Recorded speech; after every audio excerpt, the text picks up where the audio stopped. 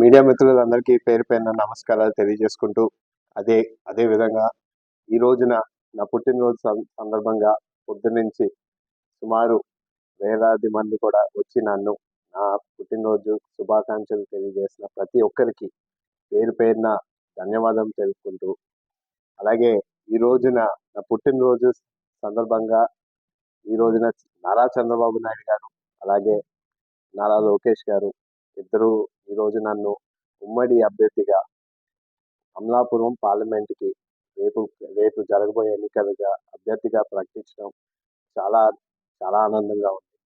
ఈరోజు మా చంద్రబాబు నాయుడు గారు నాకు ఒక అతిపెద్ద గిఫ్ట్ కూడా ఇవ్వడం జరిగింది.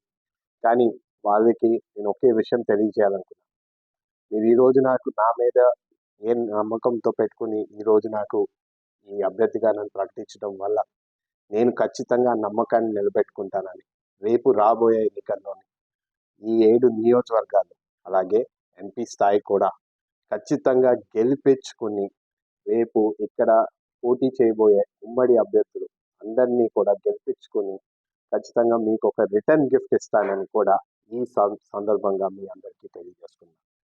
ఈ కోనసీమ ప్రజలకి కూడా అనేక సందర్భాల్లో కూడా నేను మాట్లాడడం జరిగింది. అనేక విషయాల్లో కూడా వాళ్ళందరితో మాట్లాడడం జరిగింది. ప్రతి చోట నేను ఒకే విషయం నేను తెలియజేశాను.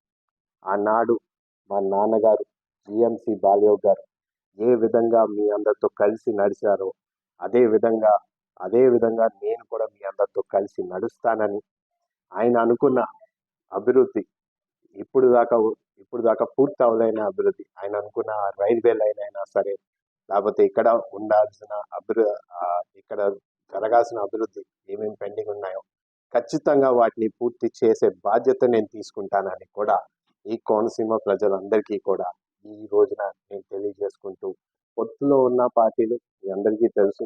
ఆనాడు నారా చంద్రబాబు నాయుడు గారు అరెస్ట్ అయిన సమీపంలో ఏ తప్పు చేయకపోయినా అక్రమ కేసులు పెట్టి ఈ రోజు వరకు కూడా దాని మీద కూడా ఒక్కటి కూడా ఆధారం చూపించలేని ఈ ప్రభుత్వం. కానీ ఆ రోజుని ఆయన అరెస్ట్ చేసినప్పుడు పవన్ కళ్యాణ్ గారు ముందుకు వచ్చి ఆయన ఏ విధంగా ఇబ్బంది పెట్టినా సరే ఆయన ఫ్లైట్ క్యాన్సిల్ చేశారు. ఆయన రోడ్డు మీద వస్తారంటే, ప్రయాణం చేస్తారంటే కూడా ఆయన విజయవాడ దగ్గర ఆపడం కూడా జరిగింది. ఆయన వెనక్కి అడుగు వేయకుండా ముందుకు వచ్చి ఆ రోజు మొదటి వ్యక్తిగా ములాఖాతులో వెళ్ళి ఆయన్ని కలిసి నన్ను బయటకు వచ్చినండి మేమిద్దరం కలిసి రేపే ఎన్నికల్లోకి రాబోతున్నామని కూడా ఆయన తెలియజేశారు. ఆనాడే మేము పవన్ కళ్యాణ్ గారికి ప్రత్యేక ధన్యవాదాలు తెలుపుకున్నాం. దానికి ఎప్పుడైనా సరే మేము కట్టుబడి ఉంటాం. జనసేన నాయకులు అందరికీ కూడా మేము పూర్తి సహకరిస్తామని కూడా మేము ఎప్పుడు ఆయన తెలియజేశాం. అలాగే మొన్న బీజేపీ కూడా ముందుకు రావడం కూడా జరిగింది. 3 పార్టీలు కూడా మేము రేపు అఖండ విజయం సాధిస్తామని కూడా నా అందరికీ కూడా ఒక నమ్మకం ఉంది.